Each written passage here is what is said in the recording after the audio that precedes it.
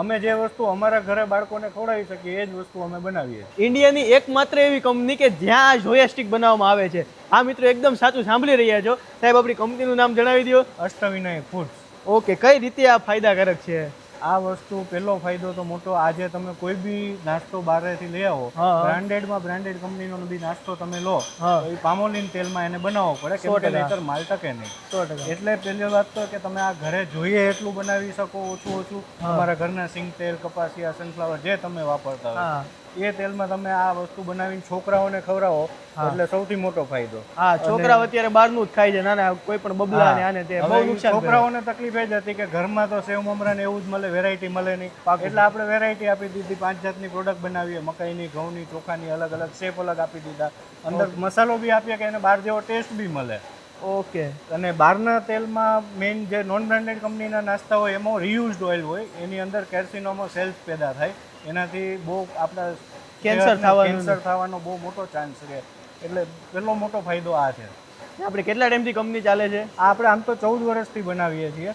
અત્યાર સુધી આપણે હોલસેલ બલ્કમાં જ સેલિંગ કરતા હતા. હા, હા. હવે આપણે છોકરાઓનું ને હેલ્થનું ધ્યાનમાં રાખીને 500 ગ્રામના અને 100 ગ્રામના પેકિંગ આપણે ચાલુ કર્યા છે કે જેથી કરીને આ ઘરે ઘરે આ વસ્તુ પહોંચે. રિટેલમાં પણ લઈ શકે. હા, રિટેલમાં પણ અને હોલસેલમાં લેવું હોય તો કઈ રીતનું હોય છે? હોલસેલમાં આપણી પાસેથી 5-7 હજાર રૂપિયાનું ઇન્વેસ્ટમેન્ટ કરી અને 75 કિલો માલ, એક આઈટમ 15 કિલોની હોય છે, હા. 5 આઈટમ છે, 75 કિલો માલ લઈને એ લોકો એમને ત્યાંથી રિટેલ કરી શકે છે. ઓકે. જેથી એમને સારી એવી સાઈડ ઇન્કમ થઈ શકે છે. ફૂલ આપણે હેલ્થનું ધ્યાન રાખીને જ વસ્તુ બનાવીએ છીએ. આ લોટ બી છે તો આપણે ચીકલીની અંદર આપણી પોતાની આટા મિલ છે, એની અંદર પ્યોર ઘઉં લઈને, સારા ઘઉં લઈને આપણે ઘઉંનો લોટ વાપરીએ છીએ. પછી ચોખાનો લોટ બી આપણે બહારેથી ચોખા લઈને જાતે ઘંટી રાખી છે, ઘંટીની અંદર પીસીને જાતે જ ચોખાનો લોટ આપણે વાપરીએ છીએ.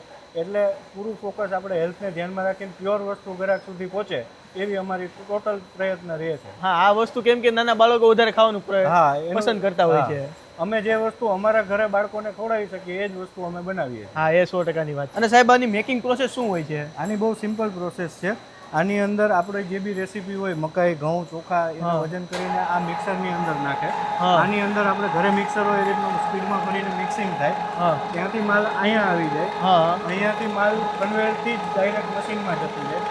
આ મશીનની મેઇન પ્રોસેસ એક્સટ્રુઝન ટેકનોલોજી છે કે એમ કહી શકો આપણી દેશી ભાષામાં કે એની અંદર માલ પાકે છે, કૂક થાય છે. ઓકે. માલ કુકિંગ થાય અને એનો જે બી આકાર લેવાનો હોય એ આકાર લેવા માટે કટરમાં જતું રહે છે.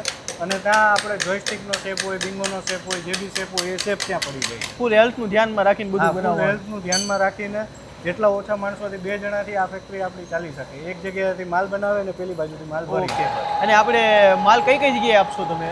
આપણે ઓલ ઓવર ઇન્ડિયામાં માલ સપ્લાય કરીએ જ છીએ. ઓકે, ઓલ ઓવર ઇન્ડિયામાં કોઈ પણ જગ્યાએ? કોઈ પણ ઓલ ઓવર ઇન્ડિયામાં કોઈ બી જગ્યાએ જોઈતો હોય માલ આપણે પહોંચાડીએ. રિટેલમાં અને હોલસેલમાં બંને? હા, બંને આપણે પહોંચાડીએ છીએ. તો મિત્રો, તમે પણ તમારા બાળકો માટે આ વસ્તુ લેવા માંગતા હોય અથવા હોલસેલમાં સેલ કરવા માટે લેવા માંગતા હોય ને, તો રાહ ન જોતા ને ફટાફટ પહોંચી જાજો.